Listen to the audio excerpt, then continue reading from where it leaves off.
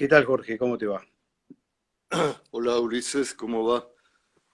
¿Se Bien, escucha mucho bien? gusto. Se escucha perfecto. Y muchas gracias por esta charla, por estar acá. Bueno, Bueno, te eh, cuento que te- tenemos Sexo y Revolución subida a la plataforma Quinoa TV y un poco a raíz de eso esta idea de hacer un vivo de Instagram para que nos cuenten un poco sobre la película y charlar un poco sobre la película. Yo la vi, me pareció una película fundamental, una película que si bien se va hasta tu adolescencia más o menos, ¿no? Y a la de varios compañeros más, tiene una actualidad y una urgencia que todavía está vibrante. Así que por ahí, si querés que empecemos hasta que llegue Ernesto y contame un poco qué significó para vos meterte con contar esta historia. eh, ¿está bien la imagen ahí? Sí, está bien. Si querés atrasar un Eh, poquito el teléfono para que ¿Cómo? tu cara se vea más grande, eso, Ahí. ahí está perfecto. Sí, es mi debut con esta historia de Instagram en vivo. Pido disculpas si no lo manejo muy bien. No pasa nada. Para mí, nada, cuando Ernesto y Virna Molina me convocan para hacer una entrevista, bueno, nada, les dije que sí, por supuesto, yo no sabía muy bien quién eran y quiénes eran. Y, y bueno, nada, no era la primera vez que me hacían una entrevista y demás. Bueno, fue todo bien y después pasó el tiempo que ellos necesitaban para, bueno, hacer el documental.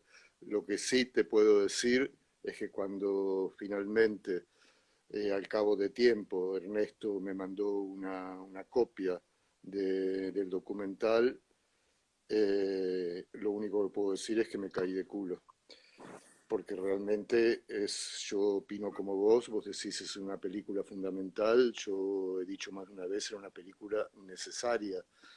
La historia de nuestra lucha LGTB no tenía nada ni parecido a lo que ha hecho Ernesto. Es una gloria, nada, como pinta la épica de lo que fue nuestra lucha desde aquellos años y bueno, y el documental se extiende hasta el matrimonio igualitario, tiene un cierre que es lindísimo. Para mí en realidad es un honor directamente haber participado en un proyecto así. Es más, le agradecía a Ernesto Ardito que hubiera puesto su arte de documentalista, que no es poco, al servicio de nada, de nuestra historia de lucha. Buenísimo. Ahí está Ernesto, lo voy a invitar a entrar y seguimos charlando. De acuerdo. A ver si mm,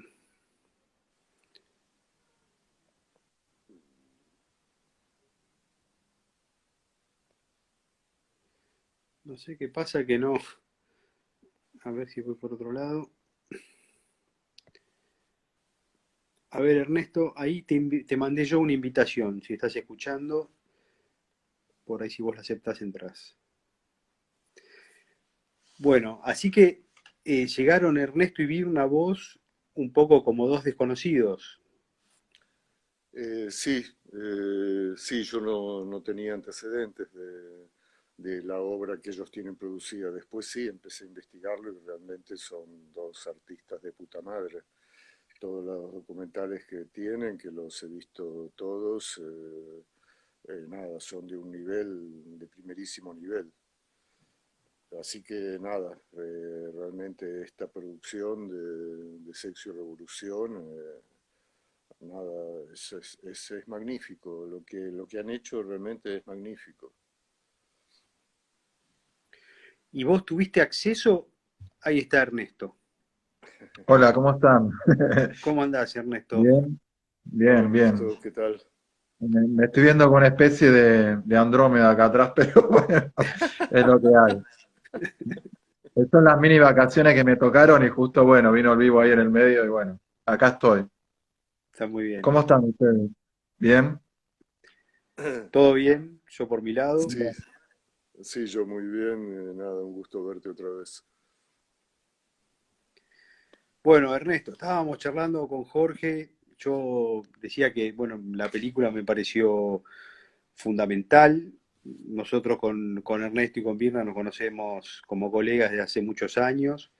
Ujú. Este, y realmente me pareció una película clave, eh, necesaria, jugada, y personalmente me encantó la forma en la que trabajaron el archivo.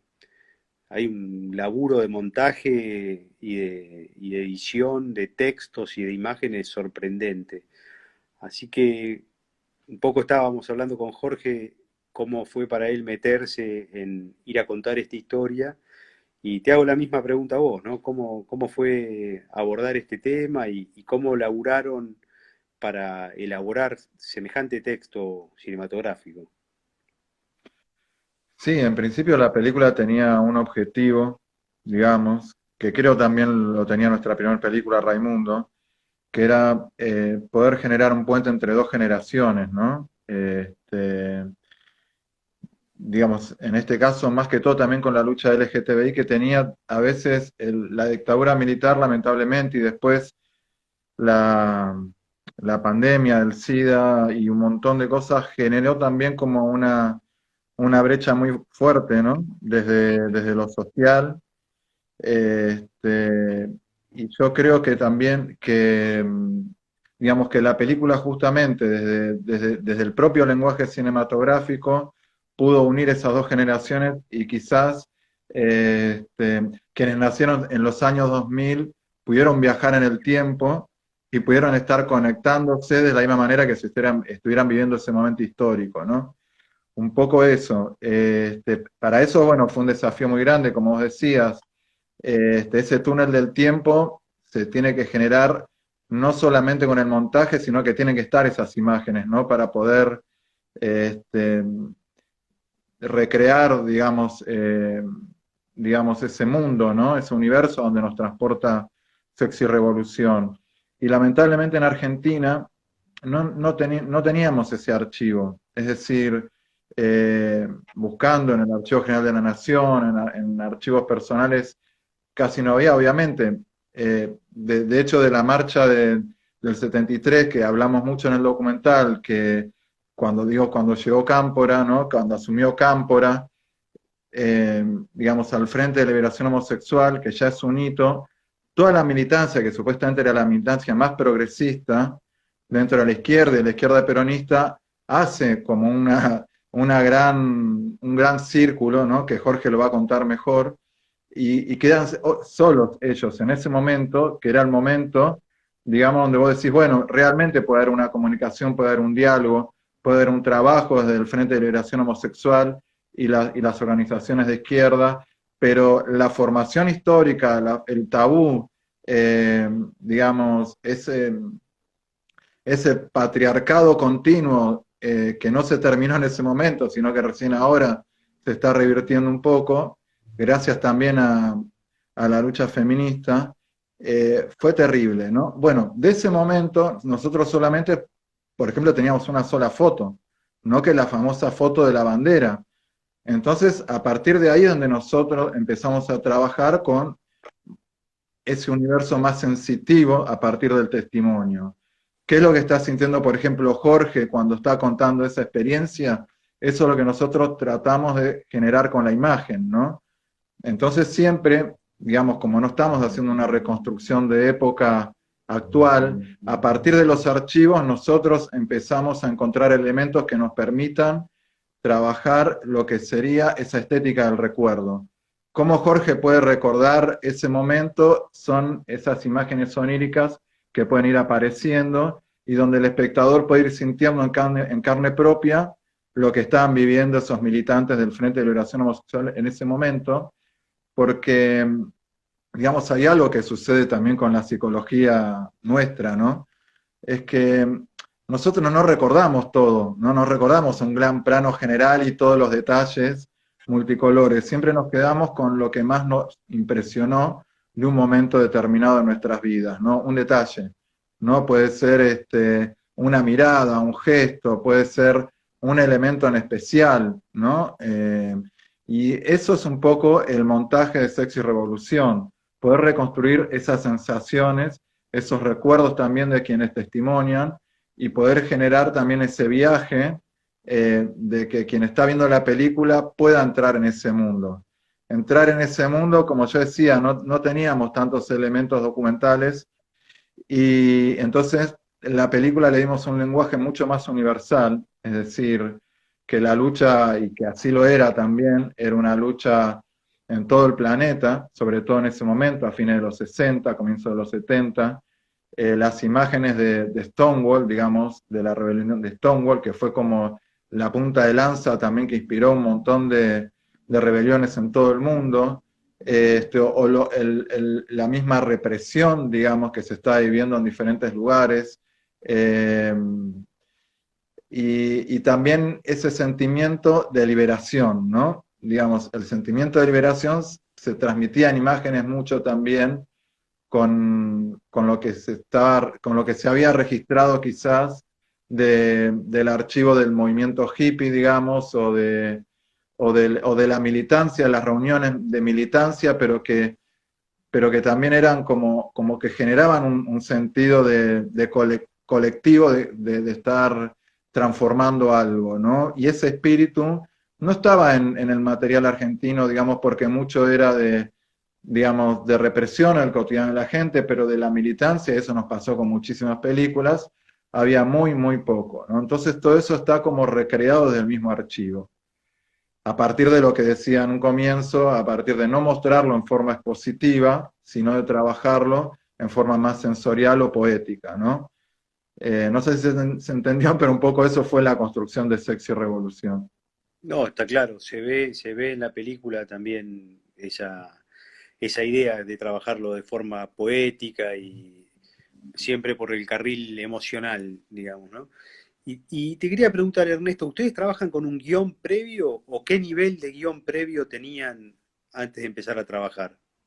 No, mira, esa es una discusión, creo que del mismo cine documental ya histórica, ¿no? O sea, para mí no puede haber un guión previo, porque justamente, digo, yo me junto con Jorge, a pesar de haber escrito un guión, me pongo a charlar una hora y ya Jorge me está abriendo la cabeza en un montón de cosas, y así con un montón de testimonios.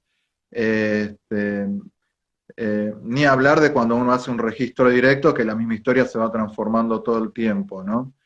Entonces, en este caso, los testimonios como que, digamos, abrieron mucho más el guión, replantearon un montón de cosas, eh, y también los conflictos que se plantean, por ejemplo, el rol tan fuerte, ¿no? De lo que era la militancia disidente sexual dentro de la militancia política argentina de los años 70, ocupó un lugar muy importante, porque es una discusión que la traemos hacia el presente también, ¿no? Es decir, hasta dónde la intolerancia llega a un montón de lugares donde parecen los lugares más progres también, ¿no? Donde existe también ese tabú. Por eso yo insisto también, digamos, la lucha feminista de los últimos 3 años también nos vino a hablar un poco mucho de eso, ¿no? Es decir, dónde se sigue manteniendo esa ley del patriarcado, que viene, digamos, de una cuna histórica, ancestral, y con la disidencia sexual, digo, quizás en algunos sectores, pero en muchos sectores no, hay una hipocresía también, ¿me entendés? Bueno, yo creo que, mira, estamos en plena, el mundo está ahora atravesando una guerra, ¿no? Una guerra que nosotros pensamos que, nada, que las guerras ya no se iban a dar de esta manera, mismo hasta las últimas discusiones eran de las guerras bacteriológicas, ¿no? Nunca nos imaginamos que iba a volver grupos neofascistas a enfrentarse, ¿no? Y donde Occidente y Oriente, esa nueva rediscusión del mundo. Y el otro día estábamos escribiendo el texto del inicio de nuestra nueva película, que es La Bruja de Hitler, y nos tomamos una frase de Primo Levi que decía todo lo que una vez ocurrió en el mundo puede volver a ocurrir. Toda historia que ocurrió, que aconteció para el ser humano, puede volver a ocurrir porque el ser humano es el mismo. No cambiamos nosotros, o sea, la esencia del ser humano es la misma, entonces, digo, todo puede volver a pasar. Y la película justamente habla de eso, ¿no? Habla de que nosotros podemos encontrar también un fascismo que ocurrió en Argentina, en la dictadura militar, en la máxima expresión humana, o un fascismo, yo podría decirlo, interpersonal, digamos, cuando vino el SIDA también, ¿no? Con esa segregación eh, y que uno dice, no, en realidad se habló tanto que eso ya no va a volver a pasar, ¿no? O sea, o con lo que pasó en el 2001, la gente salió a decir, no, no, no, nunca más al estado de sitio y demás, eso no puede volver a pasar en Argentina. Pero si nos encontramos que el mundo gira todo el tiempo y en forma sorpresiva, yo creo que películas como Sexy Revolución son al menos un grano de arena para que la gente que vea esta película de alguna manera se convenza de que eso no puede volver a pasar, ¿no? Y bueno, digo, porque Primo Levi lo que sostenía es que las ideologías del fascismo, del nazismo pueden seducir muchas mentes, ¿no? De acuerdo a la coyuntura, y él decía incluso las nuestras, refiriéndose también a las actitudes humanas, inclusive no de agarrar una bandera nazi, sino también de ser cobarde, de tener un registro del silencio, de no hablar, de no participar. Eso, digamos, es como un nazismo mecánico y, digamos, subterráneo que sostiene al otro nazismo, ¿no? Y la película justamente busca eso también, que el silencio también es dañino, ¿no? Que, digamos, que hasta comentar, ¿me entendés? Algo es dañino si daña a otra persona. Digo, bueno, no sé, tienen que ver la película, pero, pero bueno, yo creo que justamente uno dice conectar dos generaciones, pero bueno, también es un documento de lo que pasó en un momento para que no vuelva a volver a suceder, ¿no? Excelente. Jorge, hace un rato comentabas que cuando viste la película, no sé si viste la película terminada o si viste un armado intermedio, pero que te sorprendió y que te dejó helado, ¿no? Este, ¿qué pensás que va a pasar a partir de la película? ¿Es una herramienta para trabajar? ¿Es un texto que sirve para difundir? No sé si está Jorge ahí, que veo que tiene un relojito dando vueltas, está medio colgado. Capaz se Sí. cuelga cuando somos tres. No, debe ser el teléfono de él. Mi teléfono, ahí está Jorge.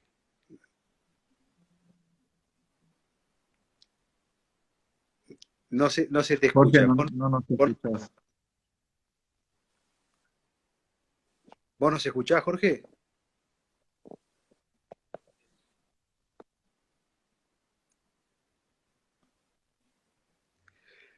No, no se te escucha, che.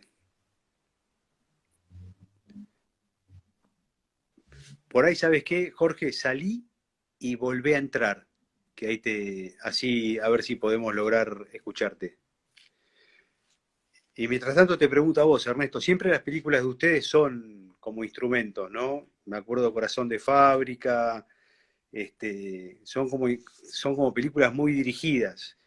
Y la pregunta es si un poco con Sexo y Revolución, la idea, por supuesto que la idea, no me cabe ninguna duda, es aportar una mirada nueva No a todo escucho lo que nada, vemos que no está pasando puedo. con los movimientos. El Ahora te pobre escucho. Jorge no puede conectarse.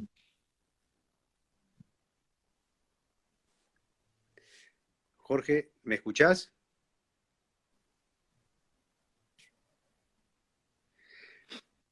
Eh,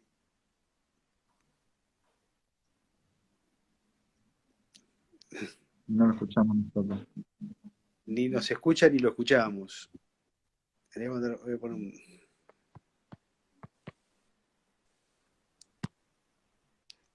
no sé si le puedo mandar un mensaje. Yo mientras Ulises te voy contando. Ahora sí, a Eso, dale. ver. ahí estamos con Jorge. ¿Vos me das a mí? Sí, bueno, estuvimos hablando un No, montón con no hay Ernesto. caso.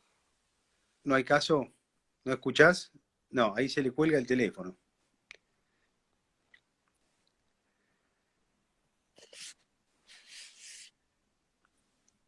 Bueno, qué pena. Eh, no, no, no escucho el audio completo.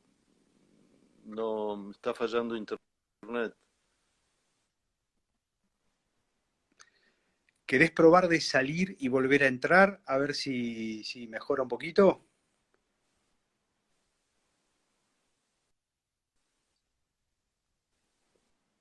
Hola. Ah, hola.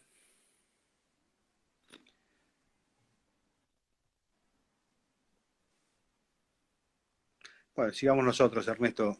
Yo te preguntaba un poco si pensabas que la película era una herramienta, un instrumento, ¿no? Sí, No, no hay caso, no puedo. digamos,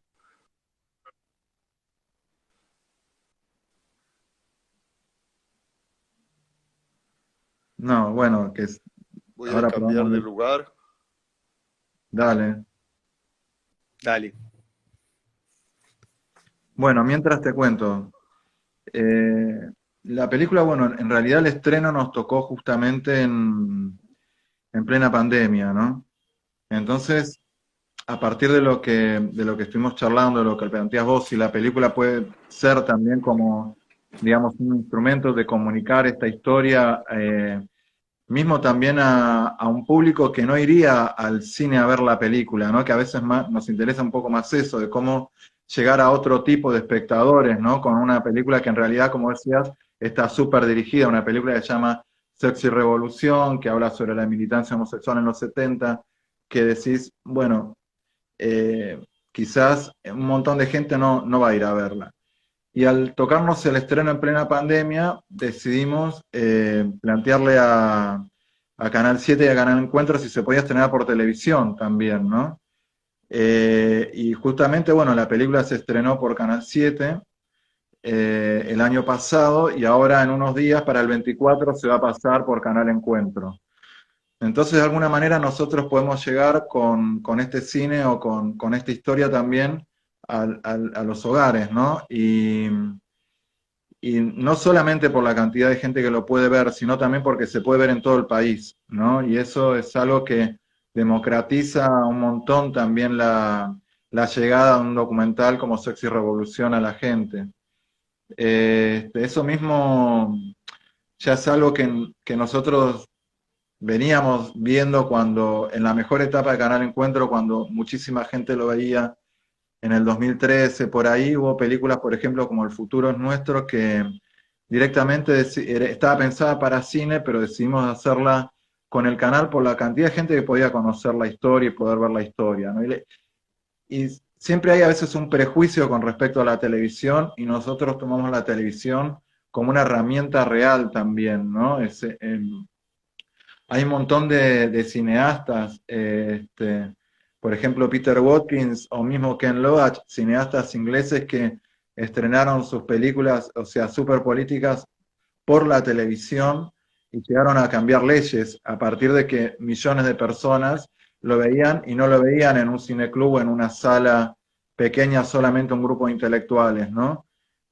Nosotros con el cine tratamos de trabajar desde ese lugar, con el cine documental que hacemos.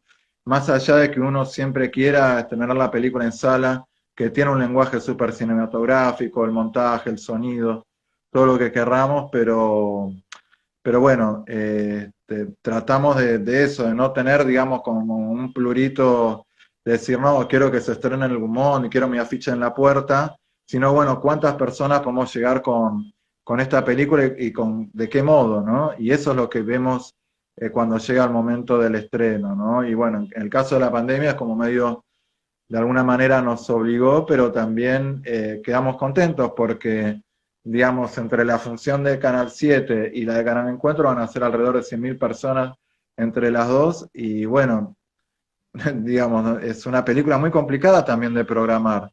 Digo, es una película no solamente que tiene, digamos, desnudos en el montaje, o sea, gente amándose en forma libre, sino también un lenguaje muy fuerte, un lenguaje que, digo, que es muy raro a veces escucharlo en otras provincias, ¿no? Donde la Iglesia Católica también está muy fuerte en algunos sectores, entonces, digo, está bueno a veces con la televisión romper esas barreras, ¿no? También por la misma tecnología donde llega esa señal. Y bueno, eso es lo bueno también de lo que fue pasando con Fox y Revolución, ¿no? Seguro. Jorge, ¿estás conectado ahora? ¿Escuchás? Sí, el audio ahora me está entrando bien. ¿Ustedes me escuchan a mí? Sí, Jorge, Perfectamente, está perfecto. perfectamente. Bueno, quería retomar lo que decía Ernesto al pasarla por televisión, que se produce esa especie de federalización de un documental como este, y eso me llamó mucho la atención cuando finalmente se pudo estrenar, que fue en el Bafisi del año pasado, y el Bafisi justamente, que es algo tan de Buenos Aires, eh, se pasó durante 3 días para todo el país, online. Así que realmente lo pudo ver gente, yo le avisé a muchísima gente en Mendoza, en Córdoba, en Rosario, en Tucumán, y lo pudo ver muchísima gente. Y eso, bueno, me pareció muy importante. Por otro lado, bueno, me quedé con las ganas de realmente un estreno como corresponde en cine. Aparte, como dice Seguro. Ernesto, fue una película pensada para cine. Y, pero bueno, se pudo estrenar y eso está muy bien. Y quería retomar otra cosa que decía Ernesto acerca del puente generacional que busca generar el documental. Y fue muy fuerte, por ejemplo, en esas funciones del Bafisi, que hubo algunas funciones presenciales con aforo. eh, y en la última, por ejemplo, que se hizo en Casa Brandon, eh, fue muy emocionante porque apenas terminó la película y bueno, se dio una charla y el primero fue un chico que levantó la mano y, y casi no podía hablar porque no paraba de llorar, un pibe muy joven. Y realmente lo que decía era justamente eso, nosotros que gozamos ahora de todas estas libertades que se están viviendo, eh, nada, no teníamos la menor idea de dónde venía todo eso. Y no paraba de agradecer realmente, no paraba de agradecer, me emocionó, bueno, nada, yo lloraba junto con él. Eh, en ese sentido, realmente Ernesto, la película cumple su cometido. Eh, nada, realmente es una película fundamental. Entiendo que es una película necesaria, faltaba algo así.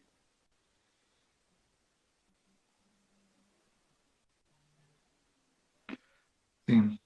Mm.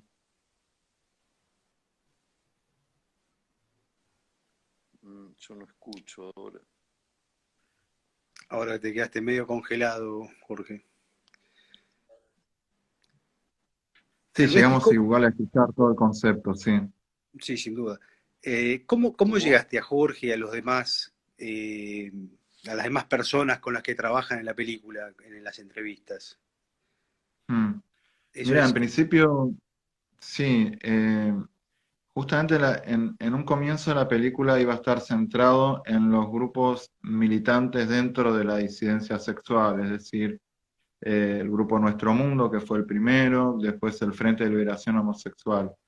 Eh, pero había un montón, no un montón, digo, justamente, había personas que me interesaban mucho también que estuvieran y que aportaban también otro punto de vista dentro de lo que era militar también, digamos, dentro de una organización política, con un sentido de liberación homosexual en ese momento, de leer textos y de tratar de llevarlos al debate, o no, o de estar, digamos, tapados también, ¿no? Y esos conflictos también era por fuera del FLH, era por fuera de nuestro mundo, por eso, digamos, la película también abre el debate a otros protagonistas también, ¿no?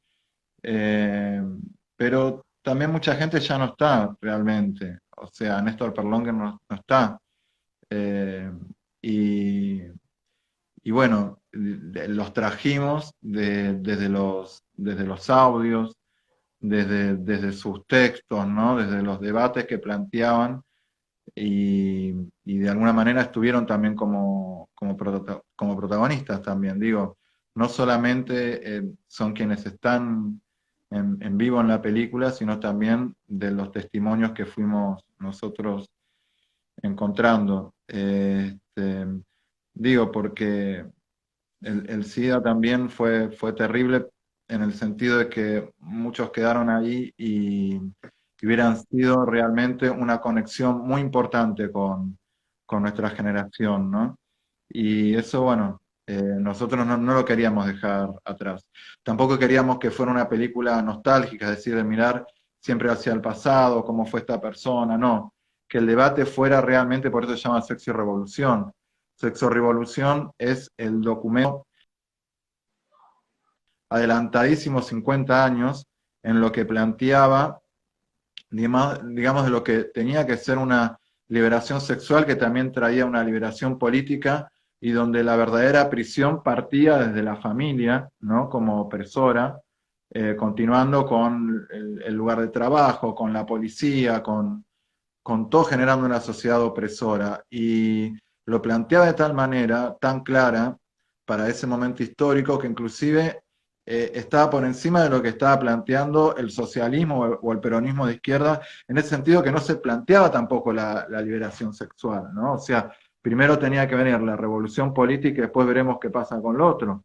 Cuando, digamos, hay transformaciones que tienen que ver con el interior de cada ser humano que a veces terminan siendo más revolucionarias o que permiten que esa revolución termine siendo legítima y perdure en el tiempo, ¿no? Ese es un poco el debate que plantea la película dentro de la misma izquierda. Y entonces queríamos también que la película fuera ese documento proyectado, ¿no? A lo largo de todo el desarrollo de los testimonios, de lo que le va pasando a cada protagonista de la continuación de la historia argentina. Y digamos, y para eso también tuvimos que trabajar un montaje, porque claro, eran todas palabras, eran textos, cómo llevamos los textos a la imagen, ¿no? Entonces por eso la película se transforma también en una gran secuencia de montaje donde la imagen no es ilustrativa, sino que justamente funciona como un contrapunto de lo otro que está contando lo que está contando el texto, y entonces a la vez toma forma de panfleto en un momento, decir, bueno, vamos con la épica, como decía Jorge en un momento, para tener la sensación de lo que estaban viviendo quienes escribieron en ese momento el texto Sexo y Revolución, ¿no? Así que es un collage la película. A veces no se la puede clarificar. ¿Es testimonial? Sí, es testimonial. ¿Es experimental? Por momentos es experimental. El lenguaje es emotivo, el lenguaje es sensitivo, el lenguaje es político. Bueno, es eso, es un viaje, ¿no? Un viaje en el tiempo como lo planteaba en un principio. Sí, yo creo que la definiste muy bien, ¿no? La forma es un collage, claramente. Un collage muy bien orquestado, además. Bueno, Ernesto no me escucha y yo no sé si lo escucho a Ernesto, así que, bueno, vamos a cerrar acá. Gracias.